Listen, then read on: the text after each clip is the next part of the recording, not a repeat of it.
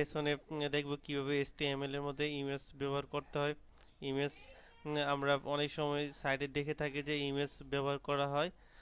তো deer learner, এখানে আমি আপনাদেরকে স্ক্রিনে একটি কোড শেয়ার করছি যে ইমেজের এখানে ইমেজ বর্ডার 1 সোর্স ইমেজের সোর্সটি রয়েছে এবং তার হাইট তার ওয়েট রয়েছে। আমরা এখানে এটি ব্যবহার করতে পারি। তো প্র্যাকটিক্যালি এটি আমি আপনাদের দেখাচ্ছি কিভাবে আমরা একটি ইমেজ আমাদের HTML পেজে অ্যাড করতে পারি।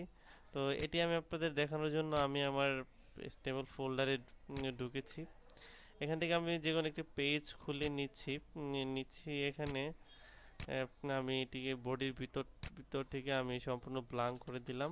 এখানে দিলাম HTML ইমেজ। আমি এটিকে সেভ এজ দিচ্ছি। সেভ এজ দিয়ে এখানে লিখছি ইমেজ HTML ইমেজ দিয়ে আমি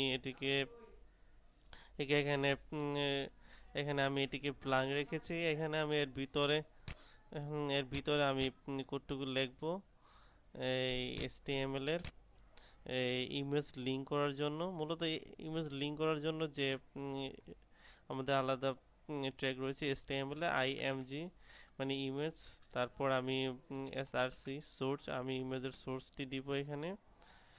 আমি যদি ইমেজের সোর্সটিতে আমরা এবার আমাদের এই ফোল্ডারের ভিতরে আমাদেরকে একটি ইমেজ রাখতে হবে। আমি আমার কম্পিউটার থেকে একটি ইমেজ এখানে রাখছি। এখান থেকে আমি ইমেজটিকে নিয়ে আসি এখানে, লাইক আমার একটি ইমেজ রয়েছে এখানে। আমি ইমেজটিকে এখানে রাখছি। ইমেজটির নাম হচ্ছে বিজন। এটি হচ্ছে jpg ফরম্যাটের। আমি এটিকে এখানে দিচ্ছি জন ডট jpg। এখন ডিয়ার লার্নার, আমরা যদি এখন এটিকে যদি আমরা রান করে তাহলে আমরা দেখতে পারবো এখানে কিন্তু একটি ইমেজ এখানে ব্রাউজ হয়েছে।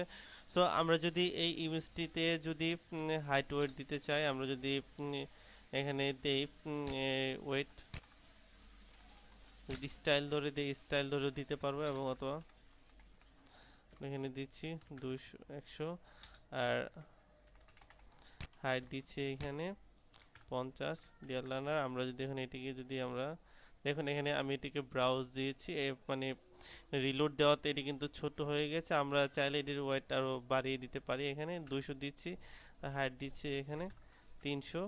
আমি সেভ দিলাম, দেওয়ার পর এটিকে যদি রিলোড দিই, দেখেন হাইট কিন্তু আমাদের আরও একটু বাড়াতে হবে। ওয়েট এখানে আমি দিচ্ছি 300। সেভ দেওয়ার পর আমি পেজটিকে রিলোড দিচ্ছি। ডিয়ার লার্নার, দেখুন এখানে কিন্তু একটি ইমেজ হয়েছে, বাট আমি যদি এখানে একটি বর্ডার দিতে চাই, এখানে একটি বর্ডার দিব। এখানে ইমেজ একটি বর্ডার, এই যে বর্ডার আমরা দিতে পারি। যেমন এখানে যদি আমি 2 দিই, যে পেজটিকে রিলোড দিই, এখানে একটি কিন্তু বর্ডার চলে এসেছে।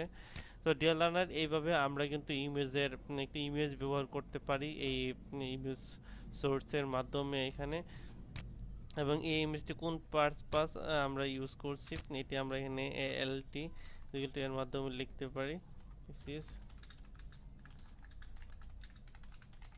পিকচার। আমরা যদি এখানে লিখেও যদি এখানে ব্রাউজ দেই, এখানে কিন্তু এটি আসবে না। সো আমরা এখানে এই লেসনে শিখলাম HTML পেজের মধ্যে কিভাবে ইমেজের ব্যবহার করতে হয়। ধন্যবাদ।